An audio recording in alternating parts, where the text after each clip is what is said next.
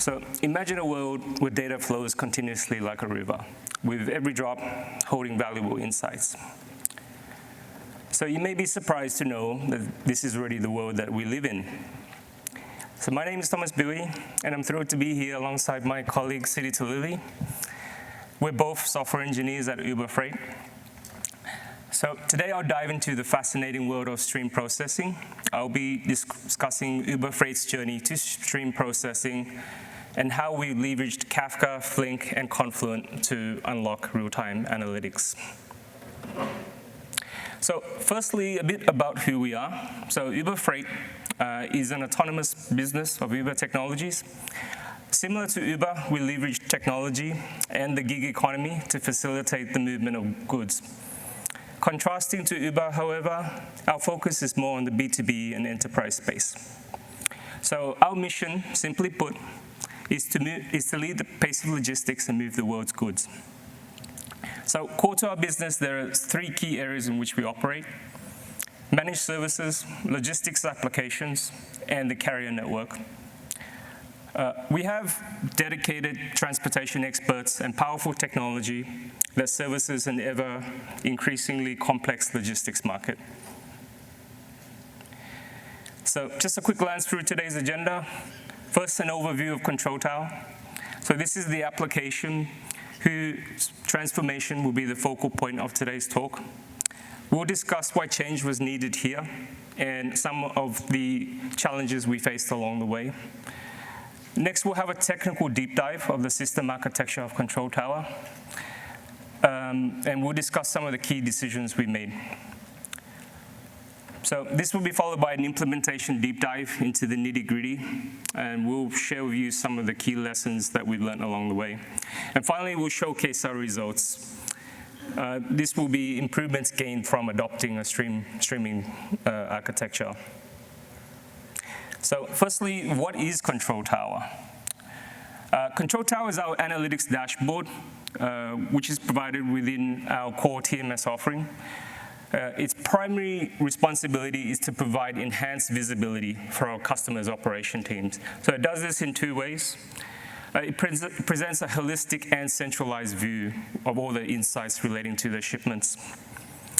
So some of the high-level goals of Control Tower include supporting forecasted data analysis and also supporting strategic planning. So in essence, Control Tower is an accumulation of millions of events per day packaged into a condensed overview. So Control Tower, we'd recently given it a facelift, but there was still a lot of things to do in the back end. There were 4 areas that we felt were possible in terms of improvements by adopting a streaming architecture. So the first is data lag. So Control Tower, there's a 15-minute delay for data to flow into Control Tower. We felt that by shifting to stream processing, we could reduce this initially down to 60 seconds, but potentially a lot less. The second is data reliability. There was an opportunity here to increase the accuracy of insights that we're providing to our customers. And thirdly is scalability. So by moving core processing away from our central database, we could definitely reduce load on our entire system. And lastly, to improve testability, you have to really move your business logic out of stored procedure code. So I think a lot of us know this lesson pretty well. Let's talk about some of the challenges we had. So I want to share some of this because these are very common problems with streaming projects. So starting off with our database, it was very large in volume and it consisted of complex business logic that was embedded in the data itself. So unlike Uber, our parent company, who has a very mature streaming platform, here at Uber Freight, we were still starting our journey. Because of this, we needed to de-risk delivery as much as possible. So we wanted a parallel conversion in iterative phases that was essentially easy to roll back. And lastly, being a part of Uber, we really needed everything to be measurable in our project. So to better understand the scale of the pipeline that we're about to build, let's take a closer look at our source database. So at the start of our pipeline was going to be a fairly large relational database. So there's 5,000 tables. Some of these tables have billions of rows of records. In terms of storage, there's 40 terabytes consisting of decades of working data. Now, this database was seeing roughly about 130,000 SQL executions per second, 30,000 of which was I/O bound. So by all means, this was going to be a large and complex pipeline that we're about to undertake. So next, I want to talk a bit about the architecture of Control Tower. So Control Tower has a fairly simple but aging architecture, which needed some modernization. So its performance issues are really underpinned by a 15-minute batch cycle that, we've been struggling to optimize further. So firstly, with the source data, it's driven by our transactional applications. So this data is highly normalized because it needs to be optimized for both reading and writing. The core data processing consists of batch jobs, which are basically executed by a sequence of stored procedures. So this process here carries both business logic and data transformations to essentially just prepare working data for analytical queries. So in essence here, this process, what it's doing is taking a snowflake schema and transforming it into a star schema through the process of data denormalization. So next, queries, they execute in our data warehouse, which is basically just a replica of our production. And we do this simply just to reduce the load on our production database itself. Once the data is pre-computed into facts, Control Tower uses another stored procedure to compile insights at runtime. So before continuing, is worth taking a pause and taking a step back and taking a 10,000-foot view at how data is essentially being evolved in Control Tower. So there's 4 key phases that's happening. The first is transactional. So this is basically your data optimized for both reading and writing. The data here is fairly stationary, and what do I mean by stationary? So to understand the data here, you have to pull it out of the database at rest and kind of inspect the results. So the next phase is streamed. So this is event data that is flowing, and what do I mean here by it's flowing? So to really understand the data here, you have to listen to it as it flows. It's basically a change log of how the data has evolved from a table over time. And lastly, we have analytical data. So this is your insights, basically information-rich insights that's self-contained. At this stage, the data is highly processed and it's been fairly optimized for query performance. So let's take a look at some of the tools we chose to build this new pipeline. So starting off with Kafka. Kafka has 2 great, I'm pretty sure you heard a lot today, but Kafka has 2 great reasons why it's a good choice for any modern streaming pipeline. So the first is its ability to handle high throughput data with low latency. And it also ensures durability through data replication. So secondly, Kafka's other important reason, which is quite often overlooked, is its ability to integrate with many streaming frameworks out there.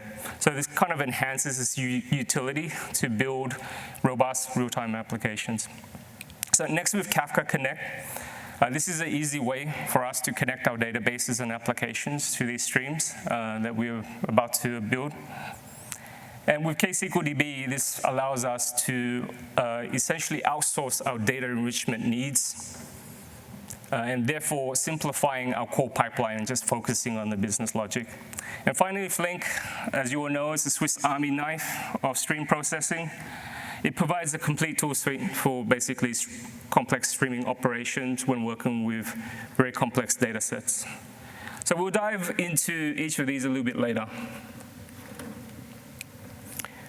So next, let's take a look at how we incorporated these tools into Control Tower. As I mentioned earlier, we wanted to de-risk delivery as much as possible by taking a parallel conversion. So by working with existing components and also data contracts, we made version 2 interoperable. So this basically allowed us to run it in reverse shadow mode to verify results. So more on why this was important to our testing strategy a little bit later. So setting up Kafka Connect here close to your, on-prem, close to your database allows you to externalize data streams without exposing your underlying database. And leveraging Confluent Cloud provided us a way to gain easy access to powerful tools like KSQLDB and Schema Registry without the infrastructure set up. So here, data is essentially enriched enriched with KSQLDB and then validated against Schema Registry before returning to our application layer for further processing. So this setup here basically allowed us to decouple our processing from the database and truly scale our processing throughput. So Flink houses the bulk of our business logic, which was migrated from stored procedures. So using Flink state, and so we applied some complex data joins and windowing, and basically this was what helped us get it to the final result. Now version 2 here brings us a lot closer to real time. So data is no longer pooled and processed in batches, but it is basically processed one at a time. So I want to spend a quick moment to talk about data enrichment.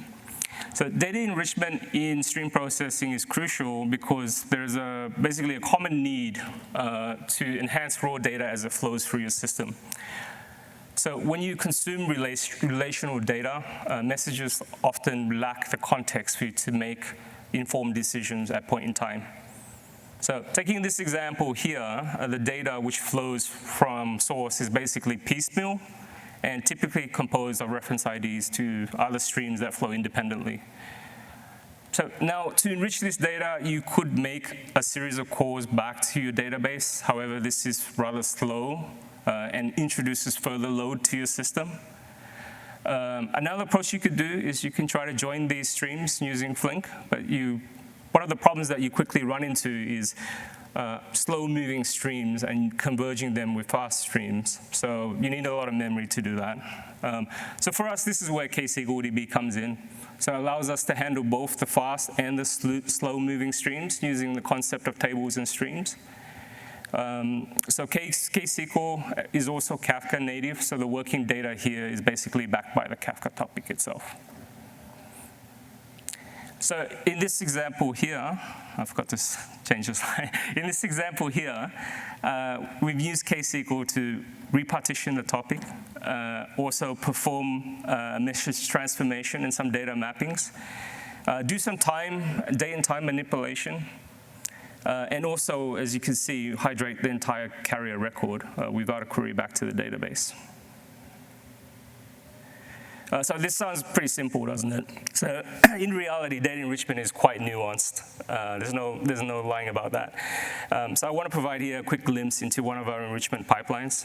So as you can see, enrichment here comes by converging streams that flow independently of each other. So one of the things we notice is that as a message becomes more enriched, there's often a trade-off between data lag and data completeness. So let's take a look at a problem that we ran into when we switched over from batch to streaming. So this is basically the problem of handling poison messages.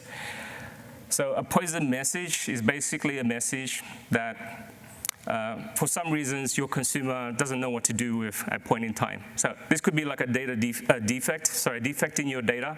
It could also be a crash in your consumer. So handling these messages correctly is quite key to maintaining order in your pipelines without data loss. So when one of your consumers encounters a poison message, there's really only two things they can do at that point in time. One is to basically drop the message and cause data loss. The other one is to block the queue and cause data lag. So to be honest, both of these options are not so great. So one of the common approaches that people use is to partition inbound data sufficiently to reduce the blast radius of the poison message. So an example here is each of your customers may have run its own partition set. So this approach doesn't really fix the problem. So one of the things that we applied, so our approach is to further isolate this poison message by using a retry and dead letter queue. So when a consumer fails to process a message, it first goes on to retry queue. This is retried a few times to filter out false positives. After that, if it's still not able to consume, it goes to dead letter queue. So then this basically what it does is it emits the metrics to our monitoring system, which alerts our on-call. So here we use manual intervention to basically inspect the message, either discard it because it's corrupt, or basically fix the system outage. And most of the time it's some sort of system outage. Fix that and basically backfill the message. So the key here is not to lose the message. We use this basically as part of a bigger, larger feedback loop to continually improve the robustness of our system. Okay, next we'll take a look into our implementation. I'm going to hand over to my colleague, Sidi Talili, for a deep dive. Great. Thank you, Thomas. So as we all learn, Confluent Kafka, how it has helped us to transform our system's ability to handle this huge data in real time. Now let's explore how we can harness this data. Capturing this data was just at the tip of the iceberg. Imagine that we are standing in front of a fire hose, managing to catch all the water. That's how Kafka has been for us. But now the challenge begins once we have caught it all. How are we going to swift through it, make sense of it, and act on it at speed of thought? That's where Apache Flink truly shines. So I'm very excited to share today 3 things with you all. I'll first start with the 3 strategies that we have implemented into our streaming solution. Second is the technical deep dive into these strategies. And third are the results that we achieved. So let's start with the backbone of our system's reliability, which is checkpointing. So Flink, in the world of streaming, as we know, data is constantly in motion and the risk of failure is always present.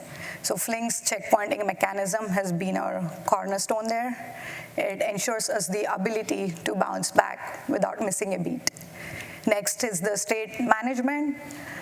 Today, our application processes a huge volume of data that requires stateful logic to process.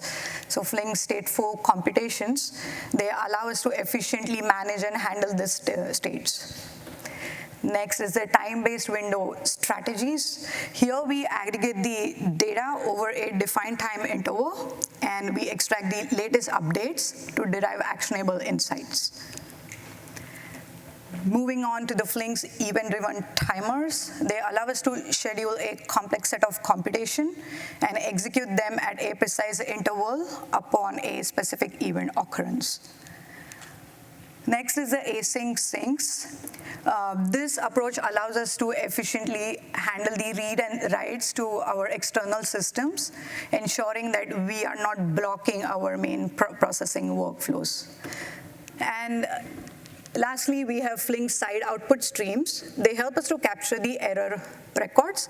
We push them today to the dead letter queues, and that helps us to isolate and investigate on these issues, ensuring that we do not impact our processing workflows. Now next, let's dive a bit into the technical details of each of the strategies. Let's start by exploring the architecture that powers this system. So to effectively scale our architecture, we have hosted our cluster in the Azure Kubernetes service. This cloud-native platform gives us the flexibility to adjust to the growing data volumes. Our Flink cluster runs in application mode, which is managed by the K8 operator. And this operator allows us to orchestrate and help us to manage our Apache Flink jobs in the Kubernetes cluster. Next, our setup today consists of 5 task managers, each equipped with 60 task slots. We have a allocated memory of 22 GB, and a single CPU core per task manager. At the heart of our data ingestion pipeline is Confluent Kafka. As we know, Kafka's ability to handle high-velocity streams makes it an ideal choice for us to fuel our Flink pipelines. And once the data is processed, it is transferred to the destinations, which is the data warehouse in our case.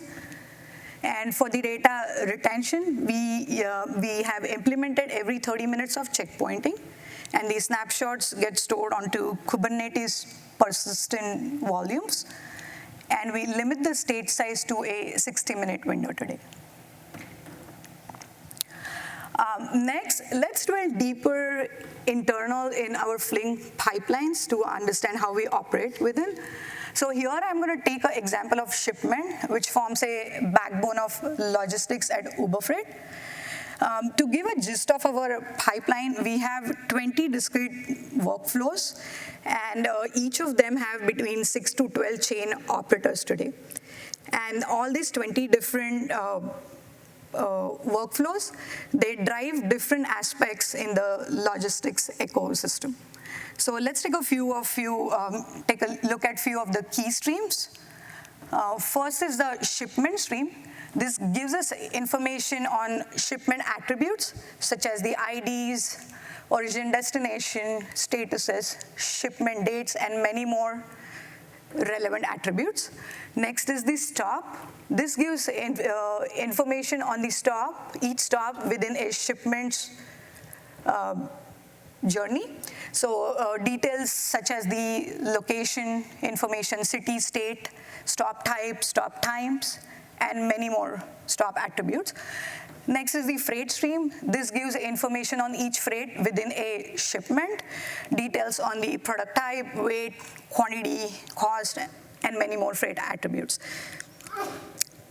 So as and when the events, they flow through these three streams, we use Flink's map state to store and retrieve the data based on a common key, that is a shipment ID. Second, we use the broadcast state to retrieve the static data that is required for the shipment. And third, we use windows, where we extract the latest updates over a discrete non-overlapping time window. This also allows us to handle the out-of-order events gracefully. The next step then is we merge these three streams with Flink's connect transformation. This allows us to build a cohesive data set, and then we further enrich that with Flink's process functions that help us to implement a business-specific logic over there. Lastly, here we create a flattened data at the end. This will encapsulate all the information in a shipment to complete. And this data then propagates to the chain of 12 operators, each adding a computation at every layer in our pipeline. Moving on next to talk about building resiliency in our streaming pipelines.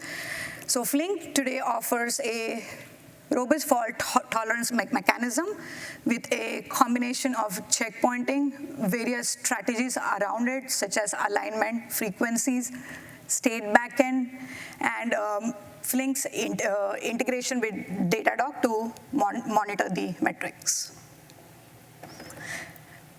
Let's explore a bit on the checkpointing and state store.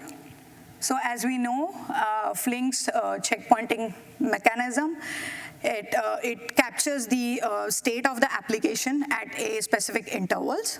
It relies on the Chandy-Lamport algorithm to capture or to create a async distributed snapshots. And the purpose here is to capture the global consistent state of the application. So in this process, we ensure that state of each of the operator is saved by introducing a checkpoint marker in a data stream. And these markers will flow through the data stream, and when they reach at each operator in the data flow graph, whether it be the source, processor, or sink, the operators would snapshot its current state. And this process happens for all the operators in the data flow graph. And together, all these snapshots would create a full consistent checkpoint. This then gets stored onto the file systems. So in our setup today, we have implemented every 30 minutes of checkpointing, and the snapshot gets stored onto the Kubernetes PVs, and the checkpointing's time span is around 10 seconds. Next, to further enhance our pipelines, we have implemented unaligned checkpoints. So here, this approach allows every operator to capture its state independently along with the in-flight messages. Now, the in-flight data is the data that is stored between the persistent input and the output buffers of the operator, and that is a part of the checkpointing process. So this approach minimizes the need for all the operators to align for a checkpointing to be marked as complete. And this has helped us to minimize the back pressure in our pipelines, especially under the high loads. Next, for the state management, we use RocksDB, as it's known to handle its larger states and the high throughput operations efficiently. It also helps in the frequent queries and updates with its log structured merge-tree architecture. And we also have implemented incremental checkpoints, which captures the deltas between the previous and the current state of the application. Overall, all of these approaches have helped us to optimize our state management. Lastly, we use real-time dashboards and alerts in the Datadog that help us to track our metrics for the checkpointing process. Next, to further optimize our pipelines, one of the effective strategies that we have implemented is the Flink async IOs. So as we all know, async IOs, they allow us to execute multiple operations in concurrent without waiting on each one to finish. So the challenge that we had in our pipeline, it was overwhelmed with a sudden spike of events, especially under the high loads, which had caused for decreasing the throughput of our pipeline. So by implementing the async IOs, we were able to mitigate this impact. And instead of waiting on the blocking DB read and writes, now our pipeline is able to process more events in concurrent, which has also reduced on the response time. Secondly, we were also able to handle a larger burst of data. So we have buffered them into the async batches. And by isolating the event ingestion and processing time, which allowed our systems to absorb the spikes without impacting on the latencies. Overall, this has also helped us to reduce the back pressure on our upstream processors and increase in the throughput of our pipeline and improved latencies.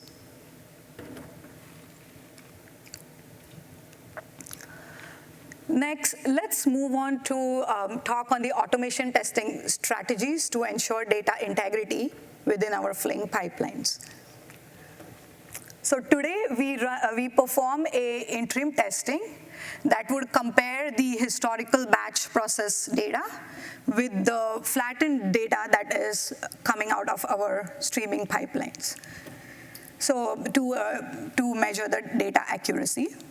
This approach allows us to validate our pipeline's output against the known benchmarks, so it helps us in catching any data discrepancies early on. We have integrated all of our testing strategies into the CI/CD pipeline, and we execute a comprehensive suite of tests upon every code commit and build. So today, in our approach, we use a Flink mini cluster and harness to test our pipelines end-to-end. And we use a layered testing approach. This constant testing approach ensures us that all the components in our systems behave as expected, whether they are tested in isolation or integrated into a larger part of the system. Next, I'll talk on the results. First up is the latency. So this has been a huge win for us from what point we started. Initially, we had 15 to 20 minutes of processing time with our traditional stored proc computations. We have trimmed it down to 15 seconds for a basic transformation, and it can go up to 30 seconds for a complex stateful operations. Overall, we have reduced above 95% in the processing time. And we are in this for long haul. We still continue to optimize our pipelines today to achieve maximum performance. Next is the throughput. Our pipeline today processes 300 events per second for a optimal load and can spike up to 500 events for a high load scenarios. In all, we process about 5 million events in a 12-hour window. Our Flink job, as I mentioned earlier, has 20 discrete workflows, and each having of 12-chain operators topology is quite a challenge where we have to maintain a memory of 60%. So this indicates that our applications are able to handle these states efficiently without wasting on any resources and keeping the garbage collection at minimum. Lastly, system uptime, which is the crucial metrics in the streaming pipelines. We ensure that our systems are idempotent, having a consistent outcome and minimizing any customer impact. Today, our application strikes a good balance between the computational power and the resource efficiency, achieving a system uptime of 99.9%.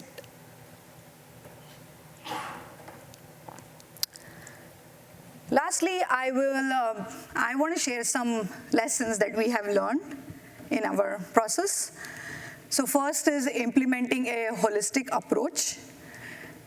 It is important to design a system that is scalable and modular in architecture, which would help or which will serve as a strong base for a future development across your organization. Second is the comprehensive testing across the pipelines. So always test beyond the norms. Test like your system's life is dependent on it. We were able to catch potential issues early on by testing the real-world scenarios, which helped to strengthen our pipelines before the real crisis. Next up is the monitoring and alerting. We did learn a hard way that the real-time systems can fail fast without warning. Today, we use tools like Flink's built-in metrics dashboard that serve as a single pane of glass view to monitor our Flink jobs health and also the performance metrics. Fourth is the Apache Flink, the Uber of real-time streaming. Apache Flink enables us to build a more robust and scalable data streaming platform with its powerful features. Lastly, we have continuous optimization. Real-time streaming is not a one-and-done solution. The landscape is constantly evolving, and so does our pipeline needs to evolve with it to remain efficient. So engaging with the Confluent, Kafka, and Flink communities to stay up to date with the best practices, challenges, and new features would help to optimize your pipelines for better and stay ahead of the curve. And that wraps up our talk today. Thank you, everyone, for joining us.